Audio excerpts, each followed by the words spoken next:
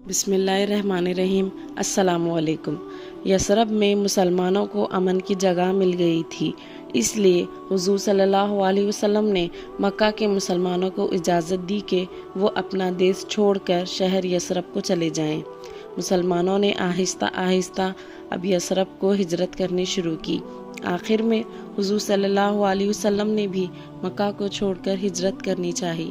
قریش کے لوگوں کو بھی اس کی خبر مل چکی تھی۔ انہوں نے آپس میں مل کر یہ طے کیا کہ رات کو ہر قبیلے کا ایک ایک آدمی جمع ہو اور سب مل کر ایک ساتھ محمد صلی اللہ علیہ وسلم کو سوتے ہوئے قتل کر دیں۔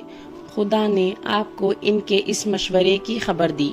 مکے والوں کو حضرت محمد صلی اللہ علیہ وسلم کے مذہب سے گو سخت مخالفت تھی، مگر پھر بھی سب کو آپ صلی اللہ علیہ وسلم کی دیانت اور امانت پر بڑا بھروسہ تھا۔ چنانچہ بہت سے لوگوں کی امانتیں آپ صلی اللہ علیہ وسلم کے پاس تھیں۔ آپ صلی اللہ علیہ وسلم نے یہ امانتیں حضرت علی مرتضیٰ رضی اللہ تعالیٰ عنہ کو سپرد کر دیں اور فرمایا کہ آج رات تم میرے بستر پر آرام کرنا اور صبح لوگوں کو ان کی امانتیں دے کر تم بھی چلے آنا۔ اس حکم کے مطابق حضرت علی رضی اللہ تعالیٰ عنہ نے رات کو حضور صلی اللہ علیہ وسلم کے بستر پر آرام کیا۔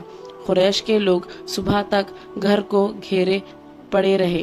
صبح سویرے یہ دیکھ کر حیران ہو گئے کہ محمد صلی اللہ علیہ وسلم کے بستر پر محمد کے بجائے علی رضی اللہ تعالیٰ عنہ بن ابی طالب ہیں۔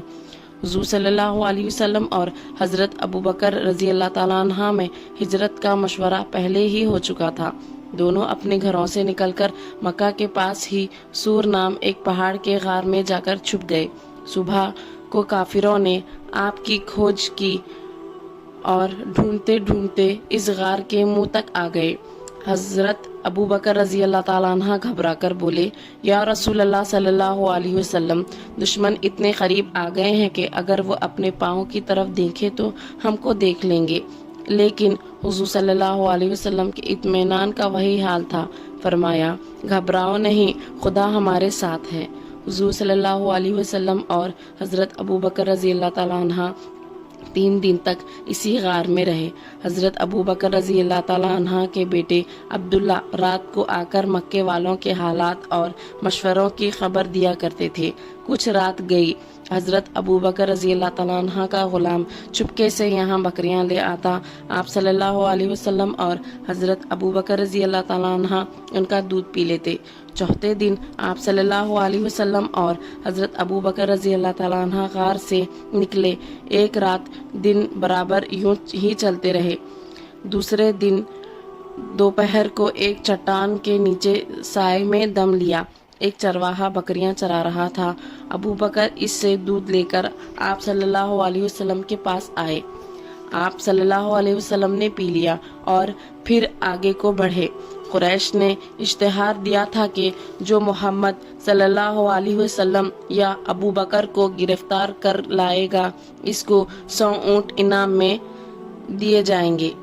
سراقہ بن جاشم نے، جو مکہ کا ایک خوبصورت سپاہی تھا، یہ اشتہار سنا تو انعام کے لالچ میں ہتھیار سج کر گھوڑے پر سوار نکلا اور ٹھیک اس وقت اس چٹان کے پاس پہنچا جب آپ صلی اللہ علیہ وسلم وہاں سے روانہ ہو رہے تھے۔ اس نے آپ صلی اللہ علیہ وسلم کو دیکھ لیا اور چاہا کہ گھوڑا دوڑا کر نزدیک پہنچ جائے، لیکن گھوڑے نے ٹھوکر کھائی اور وہ گر پڑا۔ ترکش سے تیر نکال کر عرب کے دستور کے مطابق فال نکالی، جواب نہیں میں آیا، مگر وہ نہ مانا۔ دوبارہ گھوڑا دوڑایا، اب گھوڑے کے پاؤں گھٹنوں تک زمین میں دھس گئے۔ تب وہ ڈرا اور سمجھا کہ یہ ماجرا کچھ اور ہے۔ حضرت صلی اللہ علیہ وسلم سے عرض کی، اے خدائے رسول، امن بخشا جائے۔ حضور صلی اللہ علیہ وسلم نے اس کی درخواست قبول فرمائی۔ مدینہ عربی میں شہر کو کہتے ہیں۔ حضرت صلی اللہ علیہ وسلم کے یثرب تشریف لے آنے کے بعد یثرب کا نام مدینۃ النبی، نبی کا مدینہ یعنی شہر مشہور ہوا، اور اس وقت سے اس کا نام مدینہ ہو گیا۔ مدینے کے لوگوں کو حضور صلی اللہ علیہ وسلم کی آمد کی خبر ہو چکی تھی اور سب پر انتظار کا عالم تھا۔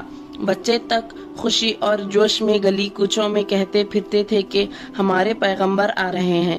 چھوٹی چھوٹی لڑکیاں چھتوں پر چڑھ کر آپ صلی اللہ علیہ وسلم کے آنے کی خوشی میں گیت گاتی تھیں۔ نوجوان ہتھیار سج سج کر شہر کے باہر نکل جاتے تھے اور پہروں آپ صلی اللہ علیہ وسلم کی آمد کا انتظار کرتے تھے۔ ایک دن وہ انتظار کر کے واپس پھرے ہی تھے کہ ایک یہودی نے ایک مختصر سا قافلہ آتے دیکھ کر پکارا، اے لوگوں، تم جس کا انتظار کر رہے تھے وہ آ گیا۔ اس آواز کو سنتے ہی سارا شہر تکبر کے نعرے سے گونج اٹھا اور مسلمان ہتھیار لگا کر باہر نکل آئے۔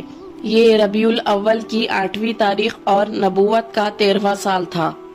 ایسے ہی چھوٹے چھوٹے واقعات کے لیے صفوان اسلامک ورلڈ کو سبسکرائب کریں۔